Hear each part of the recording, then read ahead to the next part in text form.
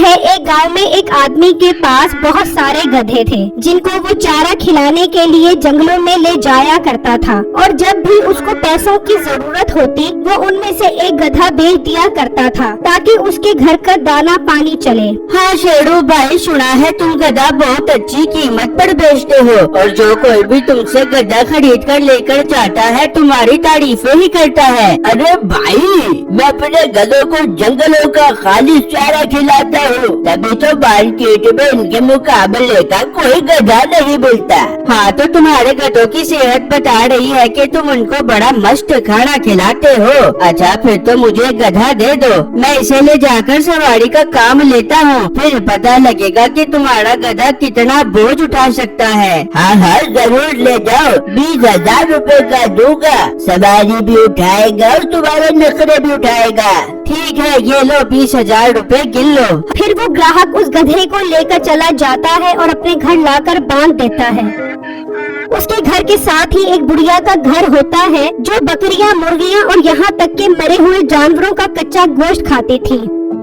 मुझे तो बहुत जोर की भूख लग रही है, कहीं जाकर ढूंढती हूँ, शायद कोई मरी हुई गाय मिल जाए, फिर उसकी आंतरियां निकाल कर खाऊंगी। वो अभी सोच ही रही होती है कि अचानक उसे गधे की आवाज आती है। अरे ये तो गधे की आवाज लगती है, शिकार खुद मेरे घर आ गया है, मैं भी जाकर इसे लेकर आती हूँ। जब वो बुढ़िया घर से निकलती है तो उस गधे का मालिक उसके साथ खड़ा होता है। अच्छा तो ये लेकर आया है गधा, कोई बात नहीं, इस गधे को तो मैं रात के वक्त उठाऊंगी, इस वक्त इसे लेकर जाना ठीक नहीं है। वो बुढ़िया अंदर जाकर बैठ जाती है और रात होने का इंतजार करने लग जाती है। और फिर जब रात होती है तो वो बुढ़िया वहाँ पर आती है और उस गधे को खोलकर ले जाती है और अंदर लाकर उसे मार देती है और उसकी टांग का गोश्त कच्चा ही खाना शुरू कर देती है। फिर जब सुबह होती है तो वो आदमी बाहर आता है तो गधा वहाँ मौजूद नहीं होता। अरे मेरा गधा कहाँ चला गया, मेरा गधा कौन ले गया?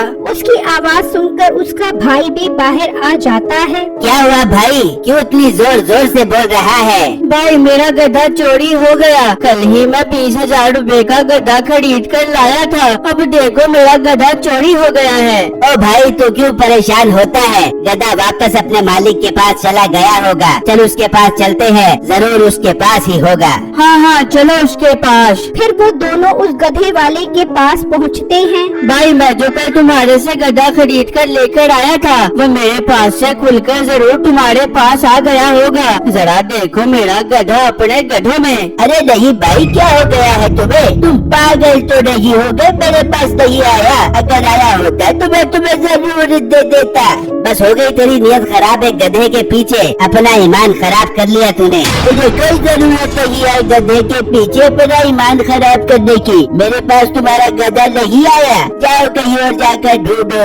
वो दोनों गुस्से में वहाँ से चले जाते हैं और एक जगह बैठकर आपस में बातें करने लग जाते हैं। मीठे गधा उसके पास नहीं है तो मेरा गधा कहाँ जा सकता है? ओ भाई, उसने कहा और तूने मान लिया, वाह रे तेरे एतबार पर मैं कुर्बान जाऊँ। तो तू ही बता, गधा तो उसके पास था ही नहीं। मैं मान ही नहीं सकता कि गधा उसके पास न हो, गधा उसके पास ही होगा, उसने छुपा लिया होगा। अच्छा तो फिर हम अपना गधा कैसे हासिल करेंगे? मेरी बात गौर से सुन, जब वो जंगल में गधे चराने जाएगा तो हम भी उसका पीछा करेंगे, देख ली उसने गधा जंगल में ही कहीं छुपाया होगा। ठीक है, हम कल ही उसका पीछा करेंगे। वो बातें कर रहे होते हैं कि रात हो जाती है।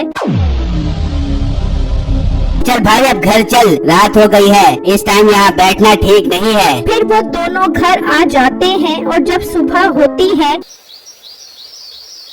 तो वो दोनों गधे वाले के पास निकल जाते हैं और जब वो उसके पास पहुंचते हैं तो वो जंगल में गधे चराने के लिए निकल रहा होता है। चल भाई ये जंगल में उसी गधों के पास जा रहा है, इसका पीछा करते हैं। फिर वो दोनों उसका पीछा करते हैं तो वो जंगल में पहुंच जाते हैं। भाई ये जंगल में तो आ गया है लेकिन अपना गधा तो नजर नहीं आ रहा। सब्र तो कर, एक तो तू भी अम्मा मुख्तारा की तरह बेसब्रा हो जाता है, जाएगा अभी ये उस गधे के पास जाएगा। यार मैं तो काफी थक गया हूँ, कुछ देर आराम कर लेता हूँ, फिर इन गधों को लेकर घर जाऊंगा।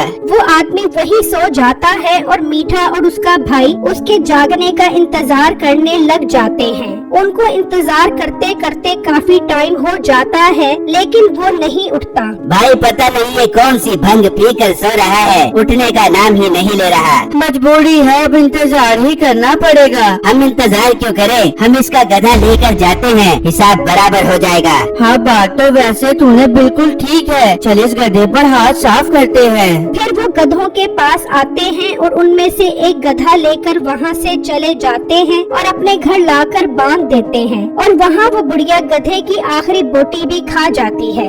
वाह, मजा आ गया, बड़ा ही कोई लजीज गधा था। अब तो मैं गधों का गोश्त ही खाया करूंगी। मुझे तो गधों का पड़ गया है सस्ता चस्का।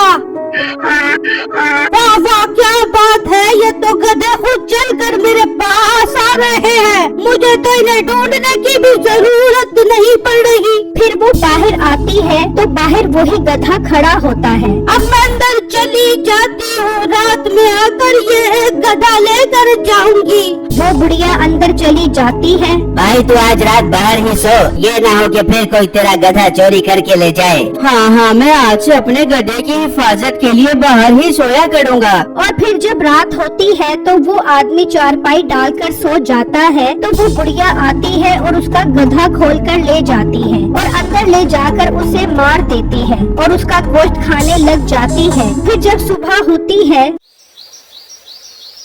हाय, मेरा गधा चोरी हो गया, कोई मेरा गधा ले गया। उसकी आवाज सुनकर उसका भाई आ जाता है। क्या तूने फिर गधा भगा दिया? तुझे मैंने कहा था कि रात जागकर गधे की हिफाजत करें। मैं क्या करूं, मुझे नींद आ गई थी और कोई मेरा गधा चोरी करके ले गया। तू चल गधे के मालिक के पास, गधा फिर उसके पास चला गया होगा। और वो दोनों उसके पास पहुंच जाते हैं। ये तूने क्या टोपी ड्रामा बनाया हुआ है? गधा वापस कर, जो तुम्हारे पास आया है हमारा। कह तो है, मेरे पास कोई गधा नहीं आया, बल्कि कल जंगल में मेरा गधा चोरी हो गया है। अपना मुँह लेकर यहाँ से चले जाओ, मैं पहले ही अपना गधा चोरी होने की वजह से गुस्से में हूँ। ये ना हो तुम्हें मार मार के गधा बना दो। वो दोनों उसका गुस्सा देखकर डर जाते हैं और वहाँ से चले जाते हैं, लेकिन किसी का शक भी उस बुढ़िया पर नहीं जाता। इस तरह कई दिन गुजर जाते हैं तो वो आदमी उदास बैठा होता है। क्या हुआ, उदास क्यों बैठा है? कैसे उदास ना हो, 20,000 रुपए खर्च करके मैं गधा लेकर आया था, वही चोरी हो गया। उदास ना हो तो क्या करूं? अच्छा अच्छा, उदास मत हो, दोबारा दिनकर चलते हैं और उसका एक और गधा उठा कर आ जाते हैं, मगर इस बार तूने जाग कर अपने गधे की हिफाजत करनी है। हाँ हाँ, अब तो मैं अपने गधे को बिल्कुल अकेला नहीं छोड़ा करूँगा। फिर वो दोनों गधा मालिक के पास निकल जाते हैं और अब तो उस बुढ़िया को भी भूख लगती है। हाय, 2 दिन हो गए, अभी तक गधा की आवाज नहीं आई। लगता है मुझे खुद ही जंगल जाकर गधा लेकर आना पड़ेगा।